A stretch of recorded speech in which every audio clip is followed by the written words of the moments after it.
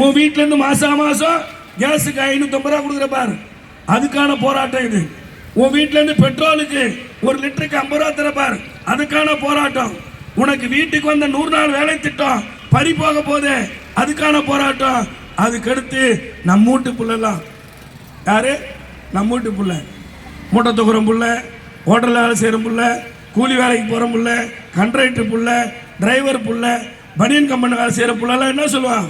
எப்பா நான் படிக்கல, எப்பா நீ எப்படியா படிச்சுக்கோ, நான் இறந்து பிறந்தாவது உன்னை படிக்க வைக்கிறேன் அப்படின்னு என் அன்பு தாய்மார்கள் சொல்லுகிறீர்களே, அந்த பிள்ளைகளுக்கு புதிய கல்விக் கொள்கைன்னு ஒன்று கொண்டாந்துருக்காங்க. எல்லாம் புதிய கல்விக் கொள்கை. படித்த மேதாவி பேசுகிறான், வாட்ஸ்அப் ஃபேஸ்புக்கில் பார்க்குறேன். படித்த மேதாவி என்ன சொல்கிறான்? ஏன் மும்மொழி கொள்கை இருந்தான்னா, ஏன் இன்னொரு மொழி படித்தா என்ன, இந்தியா படித்தா என்ன, சமஸ்கிருதம் படித்தா என்ன கேட்குறான்.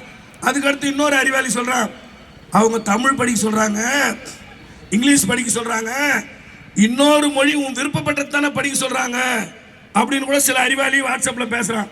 ஆனால் நீங்கள் ஒன்றை புரிந்து கொள்ள வேண்டும், நம்ம பிள்ளைய பள்ளிக்கூடத்தில் கொண்டு போய் சேர்க்குறோம்.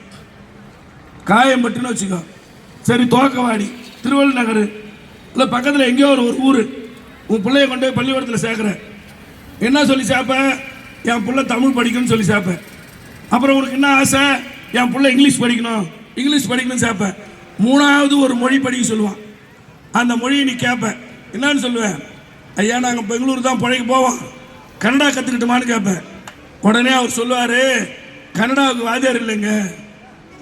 என்ன சொல்லுவார்? கன்னடாவுக்கு வாத்தியார் இல்லை.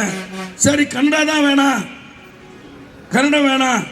சரி நாங்கள் செட்டியார் இருக்கிறோம், ரெட்டியார் இருக்கிறேன், நாயுடா இருக்கோம், நாங்கள் எங்கள் தாய்மொழி வந்து தெலுங்கு, நான் தெலுங்கு படிச்சுக்கிறேன்னா தெலுங்குக்கு வாத்தியார் இல்லை.